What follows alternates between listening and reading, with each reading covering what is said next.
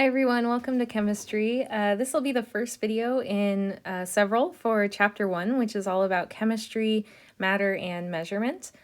So if you haven't taken chemistry before, or if it's just been a while, I wanted to talk about what chemistry is to start with, and then we'll get into the nitty-gritty.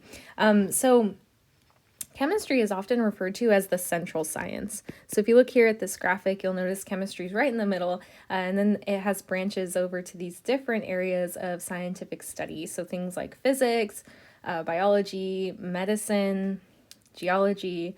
Chemistry is kind of right in the middle of all of those things. And that's because chemistry studies the smallest units of matter, or the building blocks of our universe. The textbook definition of chemistry is that it's the study of matter.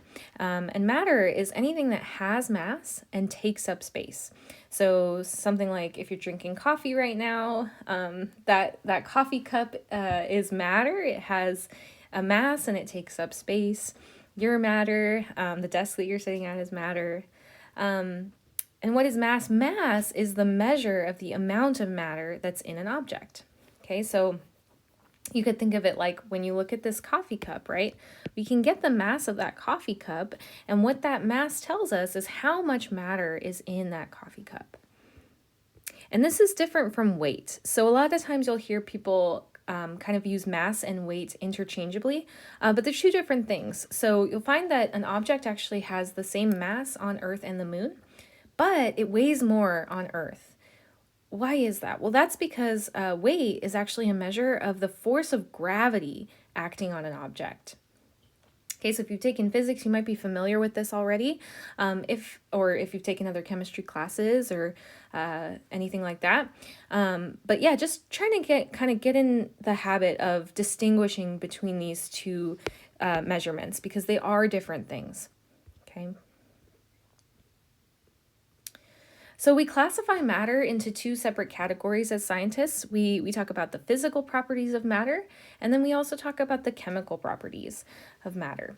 So physical properties are any properties that can be observed without changing the composition or the type of matter that you have. Okay, we're not changing anything about that matter. We're just observing these different physical properties. So something like the size of our matter or object, the shape of it, the color, the mass, those are all just physical properties about it. Chemical properties are different though.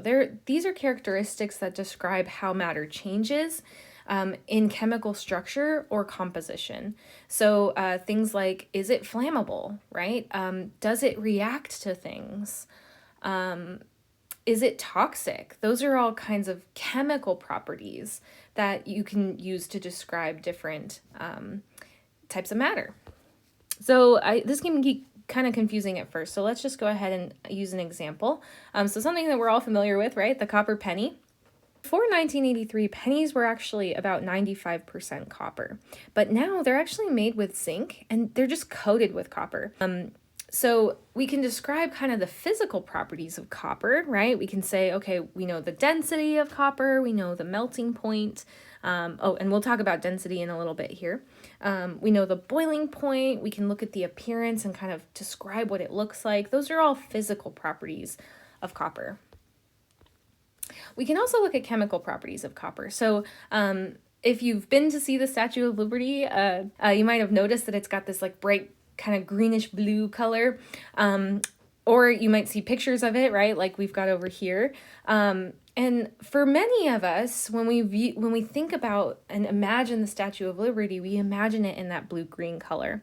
And that's actually not the color it was when it was first constructed. So it's actually made of pure copper, but that copper has reacted with air and moisture in the air, or rain and stuff like that, over time, and that's formed this kind of copper oxide coating, and it's also called patina. So if you hear that term, you'll know. You can impress your friends at a party by being like, oh, it's copper oxide.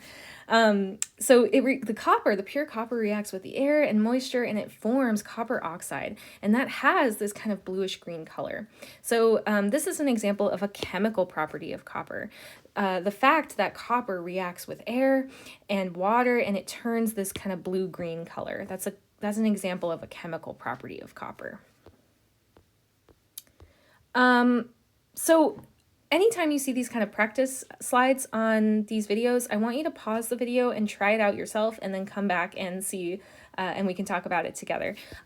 There's so much evidence that active recall and more active forms of learning help you learn things better.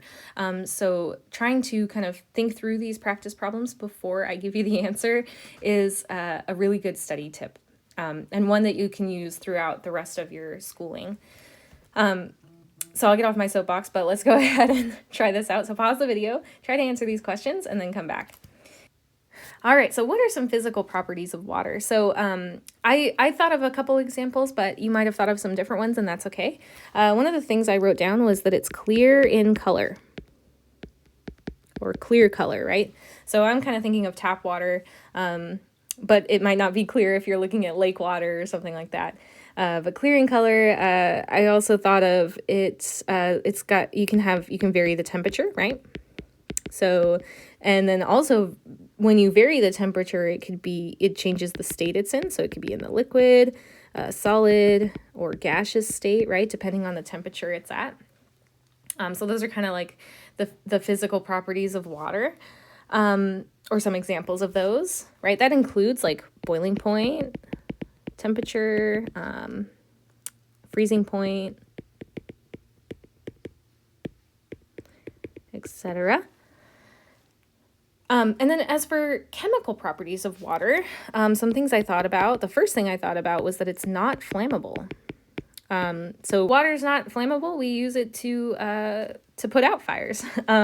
It's also not toxic is one of the other ones I thought of. And you might have thought of more, and that's great. You can also think of the acidity of water, right? pH and stuff like that. But that's kind of a spoiler alert for future videos. But yeah, these are just a couple chemical properties that I thought of just off the top of my head. All right, so physical versus chemical changes. So we talked about the physical versus chemical properties, so things that we can use to describe characteristics of these different forms of matter. Physical chemical changes are thinking about these changes we make to matter and whether they are physical or chemical changes. So physical changes, we say, occur without changing the composition of matter. So again, you're not changing what type of matter you have, you're just changing different things about it. So you can freeze your water, you can melt your water, you can evaporate your water. You still have water, right? It's still water. You haven't changed anything about what that's actually made of. It's still water.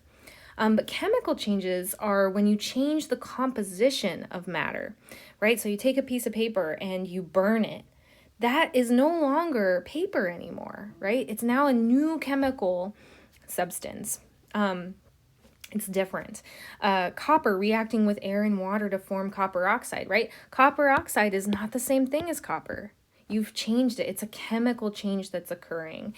So I know this can be kind of confusing, but we'll do a lot of practice with it on our homework and stuff like that. And right now. So pause the video, try this out, and come back when you're done.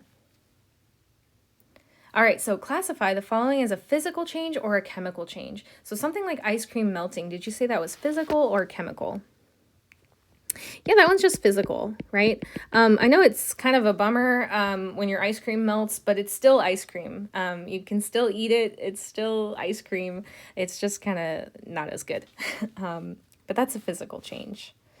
What about wood burning? Yeah, that's an example of a chemical change, and it's one of the ones that we talked about up here, right? Paper burning or wood burning, anything burning, that's a chemical change. You no longer have the thing that you started with after you burn it, and we're pretty familiar with that, right? All right, steam rising from a cup of tea. Yeah, that's a physical change. That's physical, right? You're just you're taking your tea is hot and the steam is kind of rising from that tea. It's still water, right? It's still the same thing that you had before. Just coming up from that tea. Iron rusting to form iron oxide. Yeah, that's chemical. That one's chemical. And that's because when iron rusts, it forms this new chemical compound called iron oxide. And what causes iron to rust? That's similar to copper forming patina or copper oxide. When it's iron is exposed to water and oxygen, it oxidizes and forms this iron oxide. It's a totally different thing, right? It's no longer just pure iron. Okay. All right, I think that's where we're going to stop for this video, and we'll come back and talk about elements and compounds.